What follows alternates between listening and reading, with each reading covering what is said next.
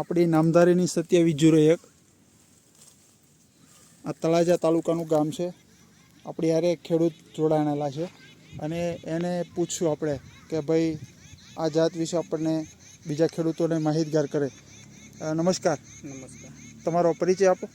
જીતુભાઈ વિહાભાઈ ધુંધળવા, ગામ પાવઠી અને તાલુકો તળાજા. આપણે જે આ નામધારીની જે 2701 જે મરચી તમે વાવી છે, કેટલા રોપા લાવેલા અને ક્યાંથી લાવેલા? હું 2500 રોપા લાવેલો, દિહોર નર્સરીમાંથી લાવેલા. ઓકે. 2500 છોડ જે છે એમાંથી તમારે કેટલા ઉતારા કર્યા અત્યાર સુધીમાં? અત્યાર સુધીમાં 2 ઉતારા, હજી શરૂઆત છે. આ બીજો ઉતારો છે. અત્યારે આખામાં એકવાર 2500 છોડમાંથી આટો મારી કેટલું વજન નીકળે? અત્યારે તો 2500 માં 40 મણ જેવું નીકળે. 40 મણ એટલે 800 કિલો માલ થયો, બરાબર ને?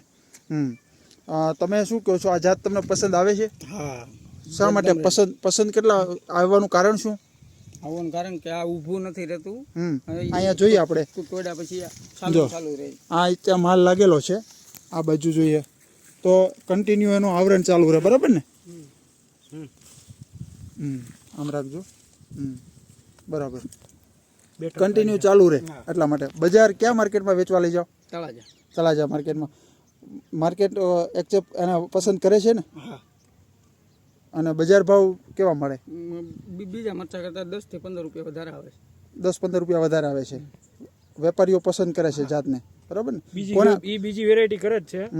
8 વર્ષથી મરચીનું વાવેતર કરે છે, પણ બીજી વેરાયટી કરતાં આ વેરાયટીનું રિઝલ્ટ અત્યારે છેલ્લા 15 દિવસ 10 દિવસ પહેલા હમણાં પવનનો એટલો ફૂંક ટૂંકમાં હતી ત્યારે બીજી મરચી જે હતી એ બધી પડી ગઈ છે બીજા ફિલ્ડમાં. અહીંયા નહીં, પણ આ હજી પડી નથી ટૂંકમાં.